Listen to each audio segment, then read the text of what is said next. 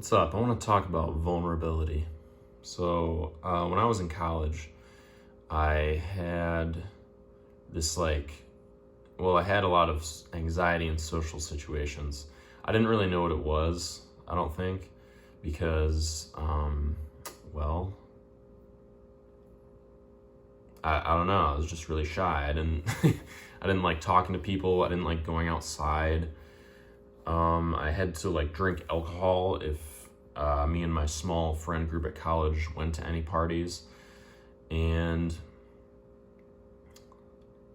yeah, I fast forward to sophomore year, I kind of everybody kept calling me awkward and stuff and socially awkward. And I just realized I was really uncomfortable in social situations.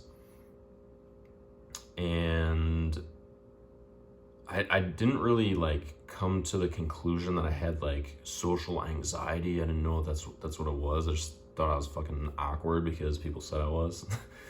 And so then I just started accepting the fact that I was awkward. I started being yeah, I'm awkward, ha ha ha. And things got a lot better when I did that. But things got really good my senior year or super senior year of college.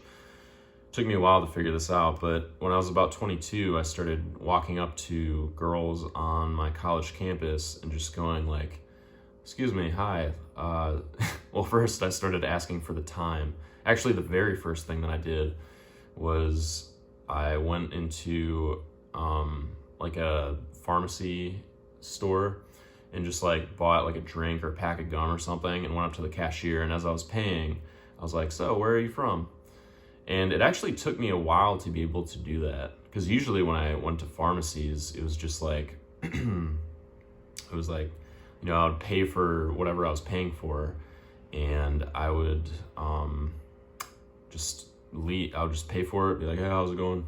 Thanks, and then just leave.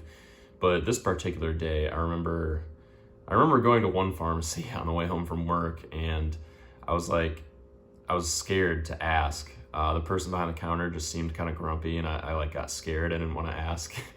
But then after that, I was like, no, come on, do it. Because I had looked up YouTube videos on how to overcome social anxiety, and I came across this guy named Johnny Burba, and I was using some of his tips. So one thing that he gave me an idea for was to walk into to give a compliment to some stranger, ask where they're from, and then something else, I don't know. But anyways, I did that. I tried walking into the pharmacy. I think I bought a Bywater or something, which is an antioxidant beverage. It's very good, by the way. But anyway, from what I remember, it was in a can. Now they're in plastic bottles. I don't know if they still have the can. Anyway, so I got to the counter and I was like, do it. Just do it. It was honestly, it was kind of a cute girl behind the counter. And I was like, oh man, around my age. And I was just come on, do it. And I'm just so where are you from? It took me so much effort just to do that. And and she was like, oh, well, I'm from this, da da da, and I'm actually studying this in college, and I'm planning on going here, and I'm doing this over the summer, and da da da.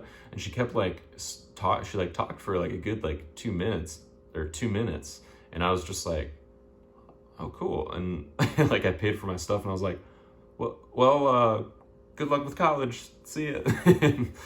And yeah, that was kind of the starting point to this whole getting over social anxiety thing. Because after that, then I started doing more courageous things. When I went back to college for my 5th year of college, what I did was I started approaching women on my college campus.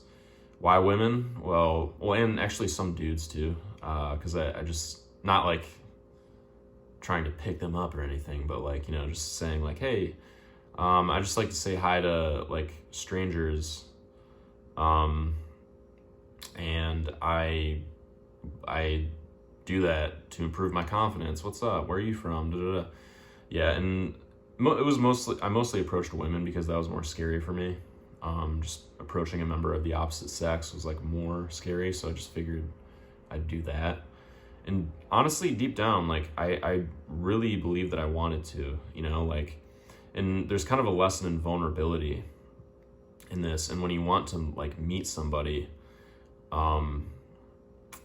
going and actually meeting them instead of going, like having that thought of like, oh, I'd really like to meet that person. Like, oh, that person looks kind of attractive, or they look cool, they look chill. I would like to go meet that person. It's vulnerable, and it's like, it's clear, you have a clear intent if you actually walk over and say hi to that person. But if you don't, if you're like, oh, no, they won't like me, that's like listening to the part of your brain that's trying to keep you from being your true self. And where those thoughts come from, that's a whole different conversation. I think they're put in you when you're younger. People put those self-doubt thoughts in you just to make you feel safe. Like, oh, no, don't do that. Don't misbehave. Don't go try that thing. Don't go take that risk. And then you kind of get that in your head and you start repeating it to yourself. I don't know. That's a totally different conversation. But nevertheless, in this situation where I started approaching like women on my college campus, or just people in general, I started to realize that social situations weren't that scary. And what was more beneficial was being vulnerable and saying like, hey, I'm kind of nervous. I have social anxiety. That's why I'm doing this. Sometimes I would literally just say that, like, hey, I have social anxiety. I just wanted to say hi. Where are you from? I know this is kind of random. I just, this is how I get over social anxiety, is by talking to random people. So whatever. And,